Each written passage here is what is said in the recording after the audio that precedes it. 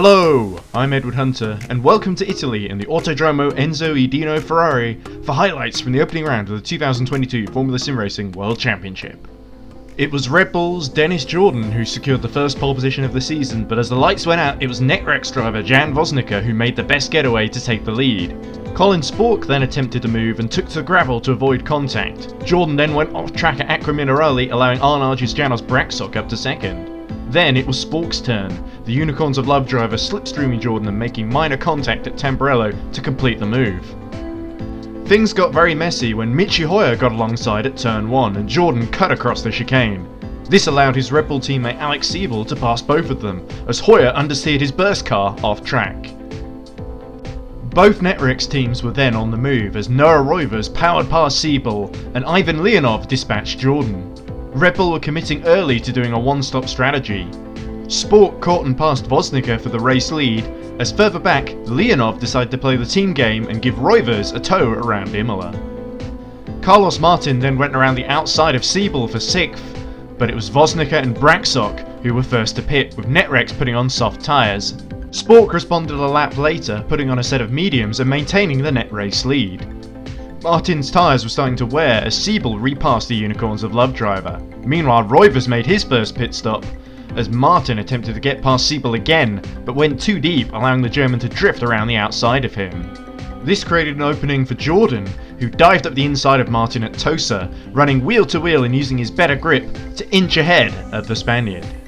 Spork rapidly caught up to the back of this fight, and the two Unicorn cars were able to box in Hoyer at Variante Alta, allowing Spork to get through, but Martin messed up the chicane and only Spork's quick reflexes prevented him from being spun around by the burst car.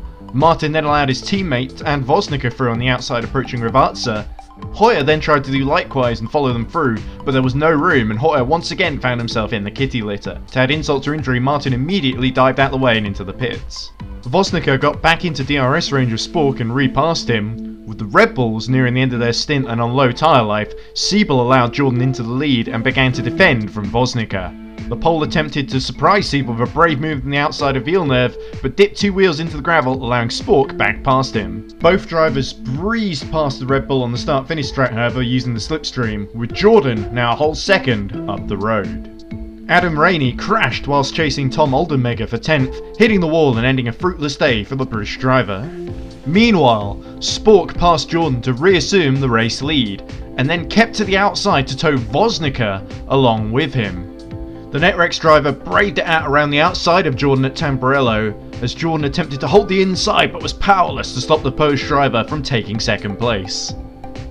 Hoyer was now really struggling on his old tyres, and Braxok finally found a way around the outside of him for 5th, as the German then slid off the road at Acqua Minerale, losing 2 further positions. This released Roivers, who immediately closed onto the back of Braxok and passed the Arnautis competition car on the main straight, as Jordan and Hoyer decided to make their one and only stops of the race, followed a lap later by Alex Siebel on the same strategy. Up front, Vosnica was once again within DRS range and used it to retake the lead from Spork, only for the Unicorns of Love driver to return the favour on the following lap in a thrilling duel. Jordan had emerged from his stop in 7th and found Jake Danahan putting up a heavy defence in the Irishman's first Grand Prix, forcing Jordan to go around the outside. The Edge driver came off worse from the contact, allowing the other Red Bull of Siebel to also slip through. Vosnica then pit on lap 40 for a set of medium tyres. Spork would then pit 5 laps later for softs, re-emerging just in front of Roivers, but with Vosnica and the Red Bulls to clear ahead of him. With Spork lighting up the timing screens, Jordan and Siebel drew alongside to block the road ahead of him, but this left Jordan vulnerable as Spork cut to the inside of him, approaching Variante Villeneuve. The two left just enough room for each other, and Spork found himself on the ragged edge as the rear end flicked out, but amazingly he held on to go up to 3rd. Siebel on his own was a sitting duck now for the Unicorn machine, and Spork capitalised to set off, hunting down Vosnica.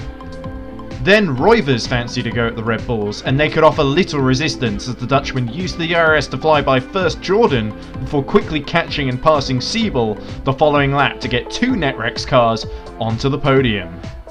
Spork had now caught Vosnica and made the crucial move with 10 laps to go, using the DRS and all of his push to pass to sweep around the outside approaching Tamburello, retaking a lead which he would not lose. Denahan then tried to do a similar move against Damien Skovron in his fight for 12th. Unfortunately, they both came to grief, with the edge driver spinning into Skovron's front wing.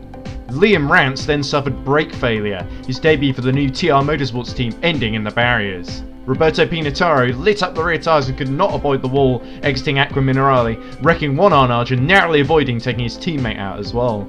The Red Bulls swapped positions on the final lap, but there was a sting in the tail for Noah Roivers as his brakes seized with only 2 corners of the race left, sending him straight to the scene of a brutal accident.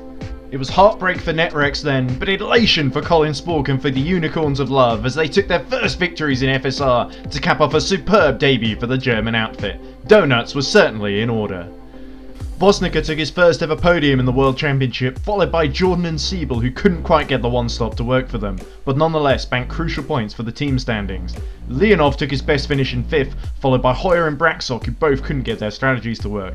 Martin spread further love for the Unicorns by finishing 8th, whilst Robin Pansar and Tom Oldenmega rounded out the points for Burst Simplexity, with the Dutchman taking his first ever World Championship point. Denahan just missed out on points in what was a promising debut for the Irishman, heading home his teammate Keersmakers in his first FSR race in a decade.